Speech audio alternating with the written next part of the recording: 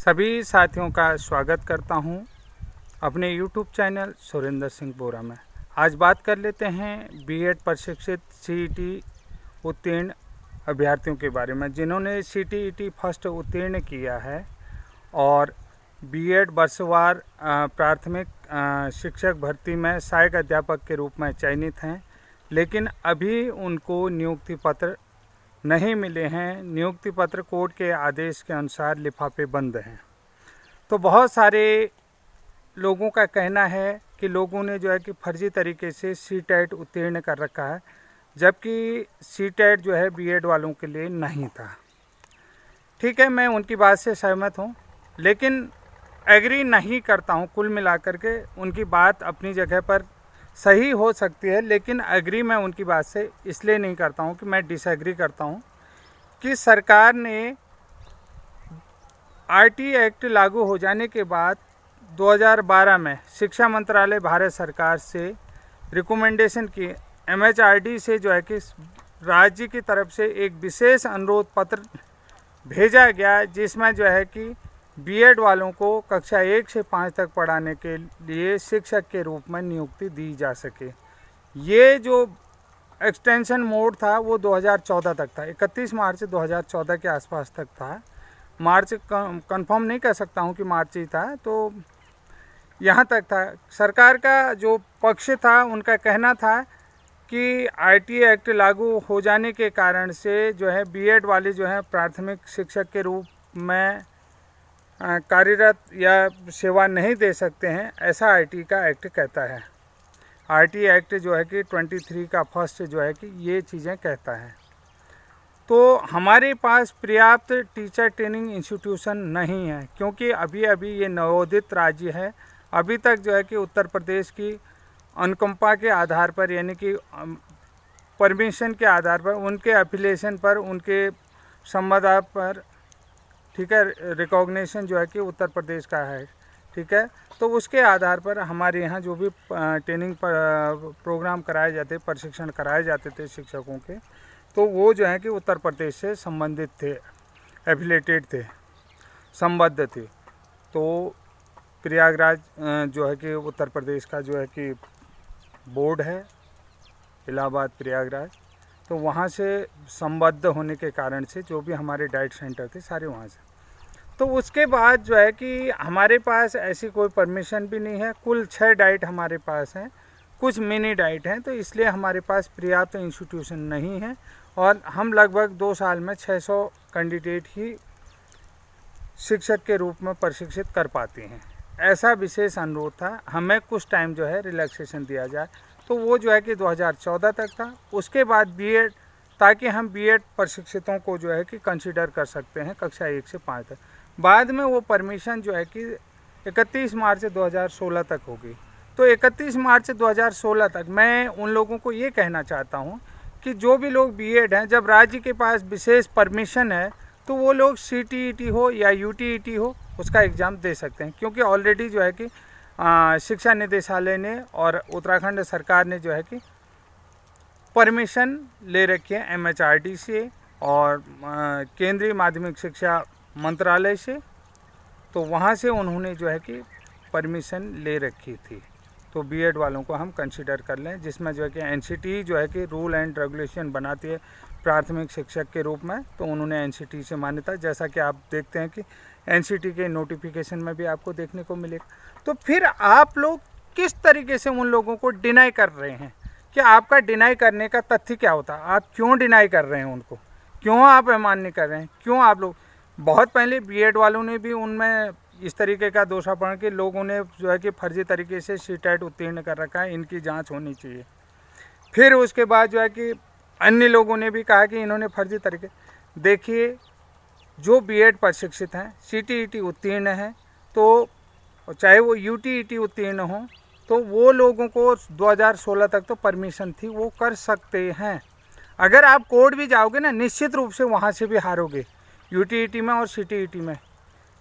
यूटीईटी के संबंध में अगर आप कहोगे फर्जी तरीके से, तो वो फर्जी कहीं से कहीं तक नहीं होंगे। सीटीईटी ने निश्चित रूप से जीत हासिल करनी है, ऐसा मैं आपको बता देता हूँ। क्योंकि जो भी कोर्ट जाएगा तो सरकार का जो परमिशन वाला लेटर है उस परमिशन वाले नोटिफिकेशन को ले जाएगा, उस ऑर्डर को ज़रूर ले जाएगा।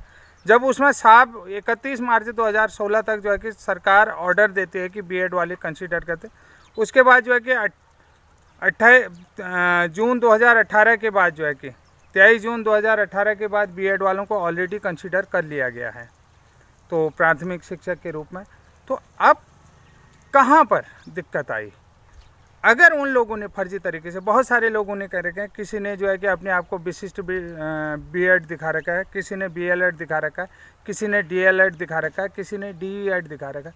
तो साथियों, अगर उन लोगों का चयन हो जाएगा तो चयन के उपरांत उनको नियुक्ति देती है तो प्रत्येक साल शिक्षकों की एसआईटी जांच होती है। एसआईटी जांच में डॉक्यूमेंटेशन होता है।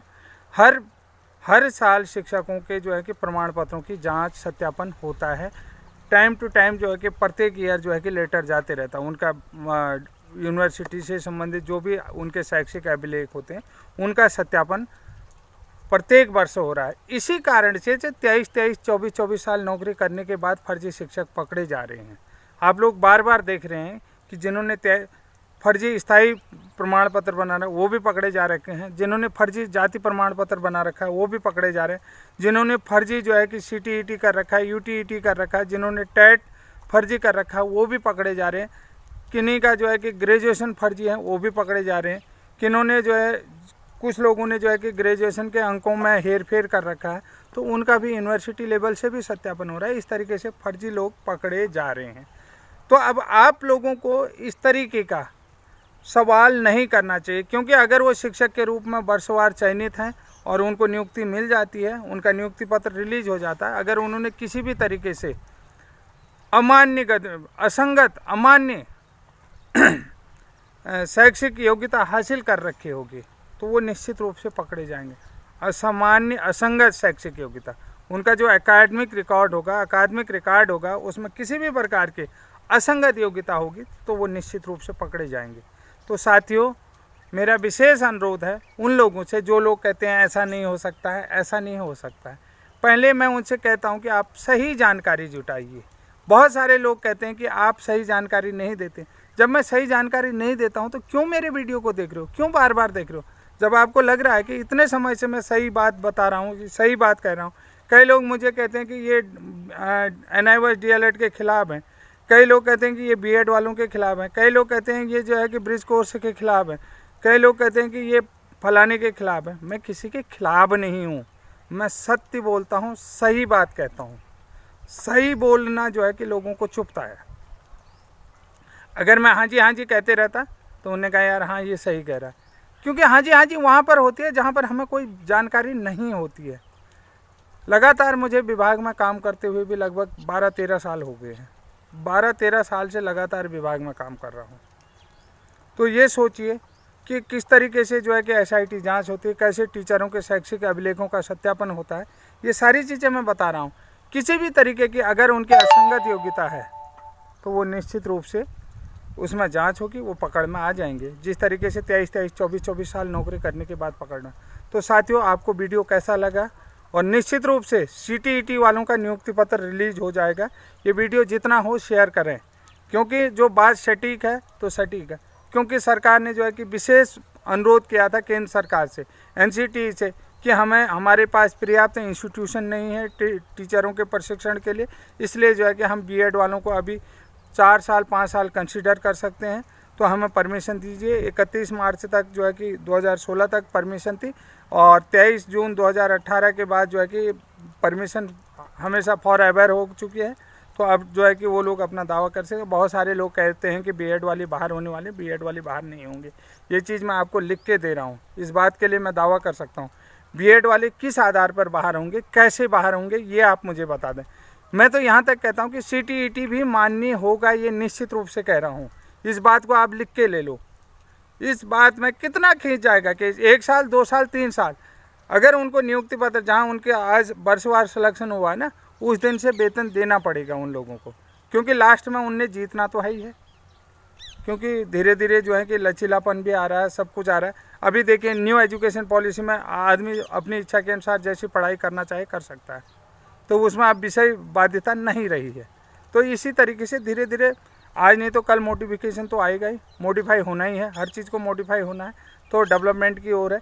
टेक्निकल एजुकेशन की बात कर रहे हैं, स्किल एजुकेशन की बात कर रहे हैं, जो अनिवार्य यानी कि एसेंशियल क्वालिफिकेशन है, अनिवार्य योग्यता है, वो अनिवार्य योग्यता क्वालिफाई हैं तो वो क्वालिफाई हैं, ये मान्य होगा। जैसे पहले टेट 7 साल के लिए था, अब आजीवन कर दिया है।